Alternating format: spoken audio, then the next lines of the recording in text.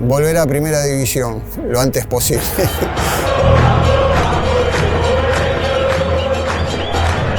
para verlo en vida y bueno, para que mis hijos también puedan verlo.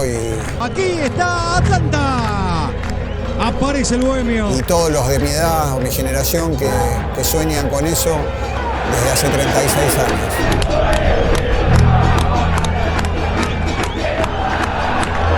Hoy en Tirando Data, la historia de los bohemios, el Club Atlético Atlanta.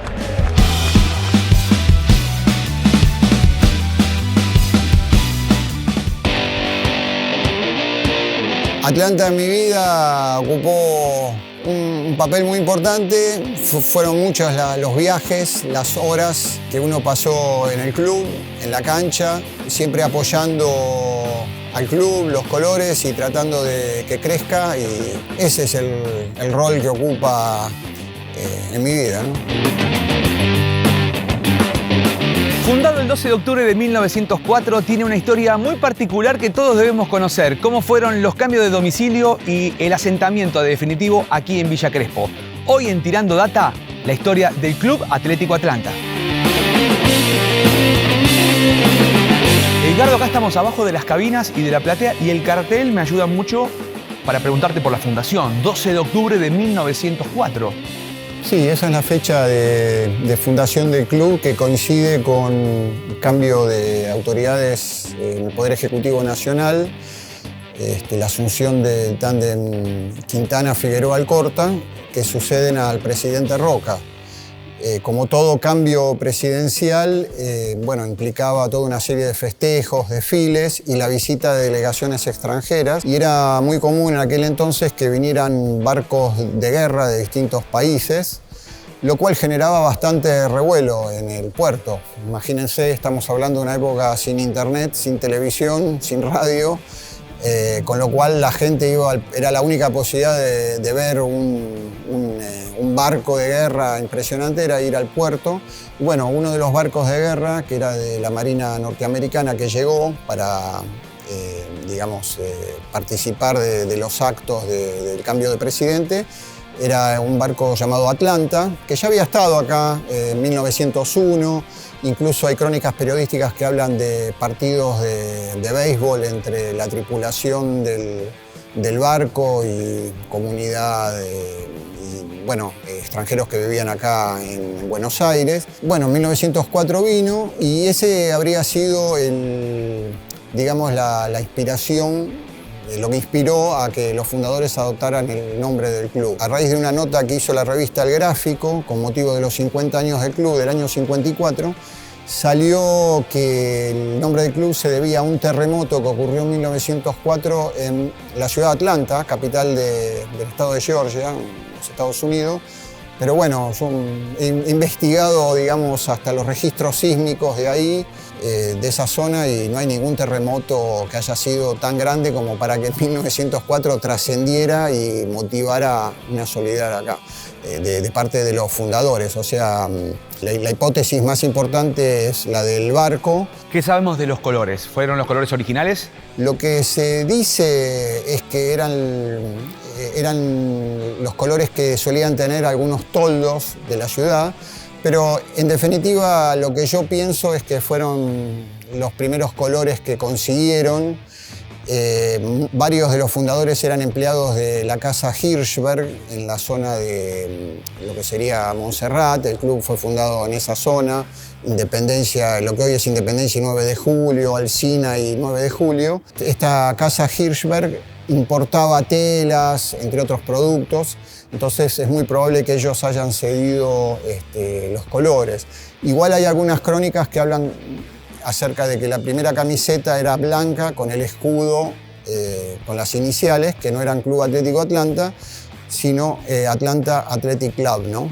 En ese entonces, todavía en 1904, el fútbol estaba saliendo de los ámbitos británicos, pero todavía había gran influencia, y eso se ve en los nombres de muchos clubes, ¿no? Fundado en Montserrat, ¿cómo llegan hasta Villa Crespo? ¿Qué pasa ahí en el medio? Atlanta va teniendo distintos campos de juego y distintas secretarías que vendrían a ser donde el domicilio que se daba ante la AFA.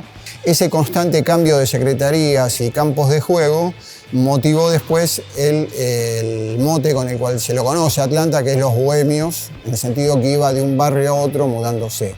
El primer field de Atlanta es donde hoy sería Parque Avellaneda o Floresta Sur, hasta 1907. 1908 está sin field y en 1909 empieza a jugar en Parque Chacabuco, donde juega hasta el año 18. En Parque Chacabuco, que recién estaba en construcción, y que ahí de algún modo Atlanta hace una especie de clásico con Ferrocarril Oeste, que estaba en Caballito, demasiado cerca, porque ya Ferro desde su fundación está en el mismo lugar donde está hoy, ¿no? Digamos que sería el clásico de Atlanta en esa época. En 1919 hace de local en Ferro y entre 1920 y 1921 Atlanta juega de local en la cancha del Club Banco Nación, no donde está ahora en Saavedra, sino en Carrasco al 200. Vendría a ser entre Floresta y Villaluro, muy cerca de donde en aquel entonces llegó a tener la cancha All Boys, ahí en Gaón y Segurola. Y acá se instala Atlanta en 1922. En algún momento del año 21 Atlanta estuvo muy cerca de ir a Liniers, estuvo cerca de alquilar un predio también por la zona del Parque Chacabuco, estuvo cerca de comprar la cancha del Club del Plata, un club que ya no existe, pero que llegó a jugar en primera división y que estaba por Barracas, hasta que finalmente aparece la posibilidad de arrendar un campo de juego donde hoy está la sede social, entre el estadio y la sede social, y esa es la primera cancha que se inaugura oficialmente con un partido con River, que empatan 1-1 el 30 de julio de 1922. Pero a Villa Crespo Atlanta llega en enero del 22, que es cuando firma el contrato de alquiler.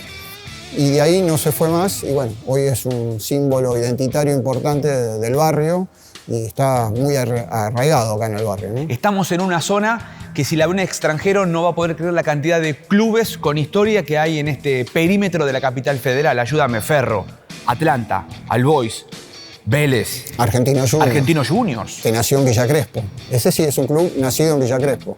Y estaba Chacarita, que ahora me vas a contar. Estaba Chacarita también. En otro lugar. Sí. Almagro también. Almagro.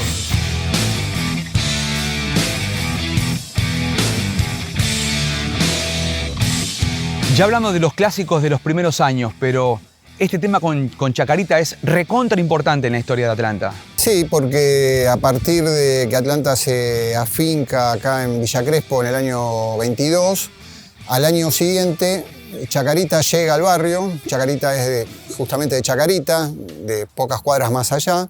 Tiene la primera cancha acá sobre Humboldt, enfrente de donde estamos ahora, de la actual cancha de Atlanta, o sea, entre Humboldt y la siguiente, y Darwin, en el año 23, un año después de Atlanta. Ahí juega Chacarita hasta el año 30, y en el año 33, acá donde estamos, instala su estadio, con lo cual quedaron el estadio de Chacarita y el de Atlanta separados por una medianera, acá donde ahora está el microestadio cubierto y la sede social, con orientación norte-sur. Ahí Atlanta tenía el estadio que había inaugurado en 1922 y que se llamaba El Cajoncito por sus reducidas dimensiones. O sea que acá estaba la cancha de Chacarita. Acá estaba la cancha de Chacarita y en el año 1941 los directivos de Atlanta, enterados de que Chacarita tenía problemas en pagar el alquiler y estaba con una puja con el propietario de estos terrenos, Atlanta se contacta con el propietario y deja una seña para comprar este terreno.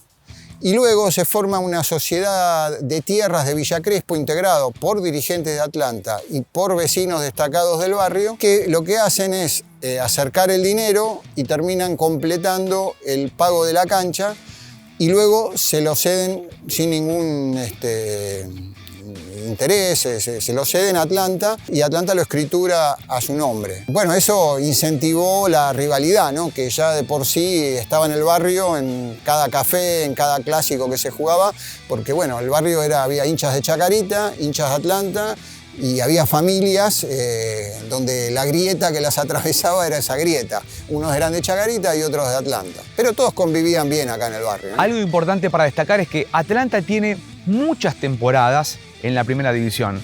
Si no me equivoco, tiene más en primera división que en el fútbol del ascenso. Sí, exactamente. Atlanta tiene 64 temporadas en primera división. La primera temporada es en 1912. permanece en primera hasta el fin de la era amateur, digamos, hasta la instauración del profesionismo en el 31, y la primera liga profesional lo cuenta Atlanta como uno de los fundadores. El tema es que desde el año 1984, que fue la última temporada en primera, Atlanta no pudo volver y entonces, bueno, fue acrecentando la cantidad de temporadas en el ascenso, ya sea en la vieja B, la segunda categoría o primera nacional, que es ahora, como en la B Metro, que sería la tercera categoría. Hay que pensar que Atlanta, cuando se inaugura la B Nacional y la B Metro pasa a ser la tercera categoría, Atlanta no jugaba en tercera desde el año 1911. Siempre había jugado en segunda o en primera casi siempre. Entonces fue un shock bastante grande, el descenso del 84, o el año 85 Atlanta todavía juega unas famosas finales con Racing por el segundo ascenso, que Racing termina ascendiendo en cancha de River y volviendo a la A. Luego Atlanta no logra clasificar para la B Nacional y se hunde, digamos, en la ciénaga de la tercera categoría, en la B Metro, ¿no?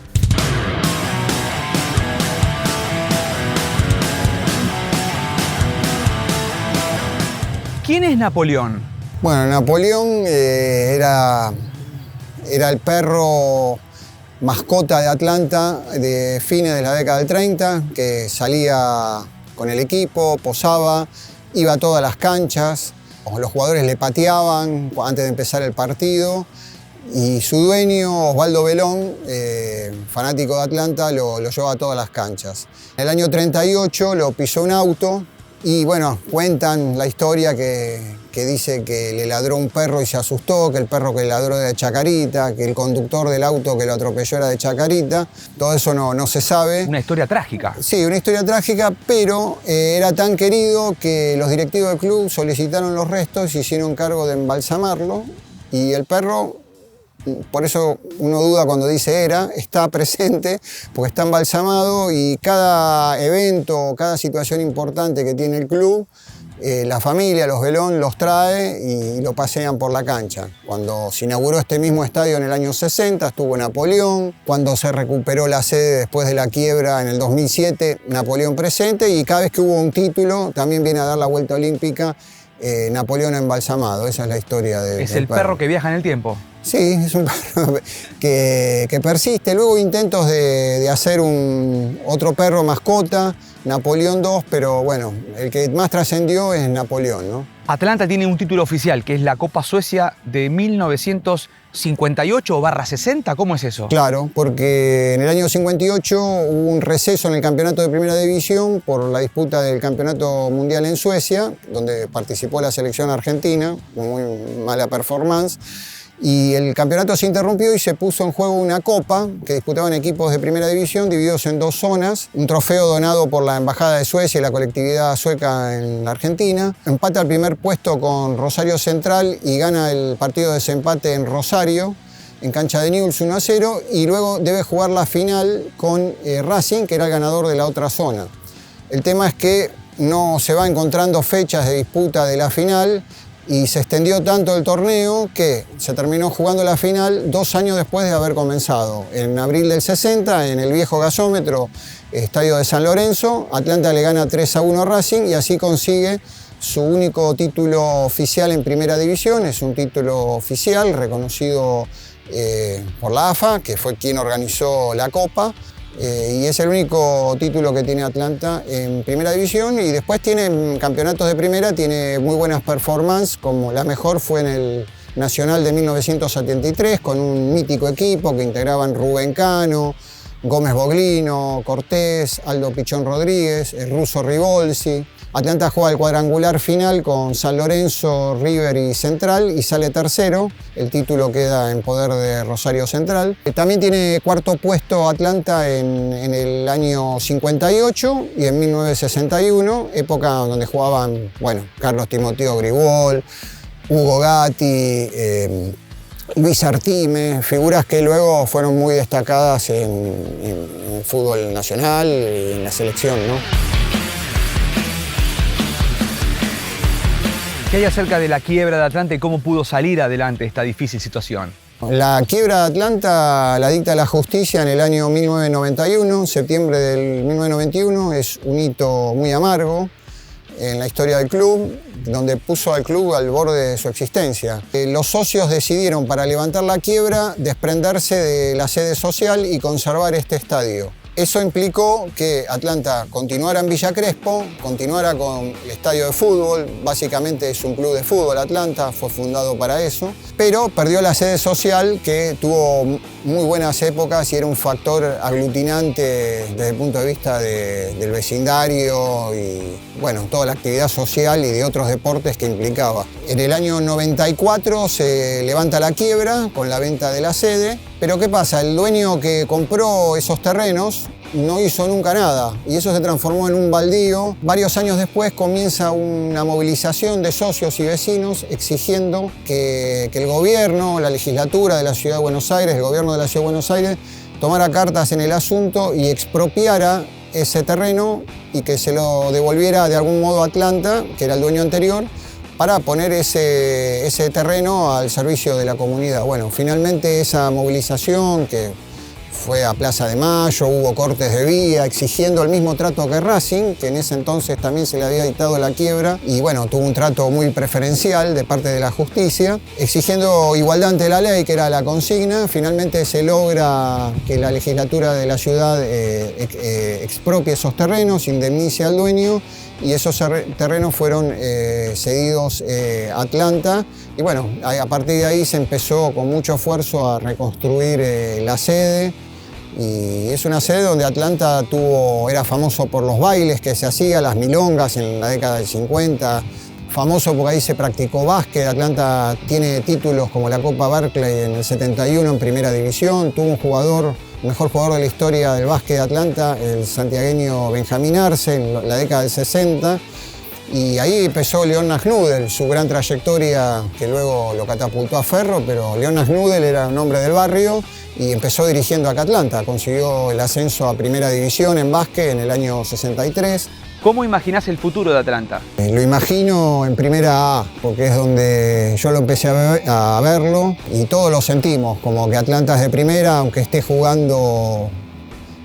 punto de descender a la C en el 2003 y con gol de Lucas Ferreiro evitó eso en cancha de Tigre. Y aún así, si hubiera ido a la C, nosotros, los hinchas y más aún los que lo vimos en primera por razones etarias, lo seguimos sintiendo como un club de primera. Creo que por la ubicación tiene todo para crecer.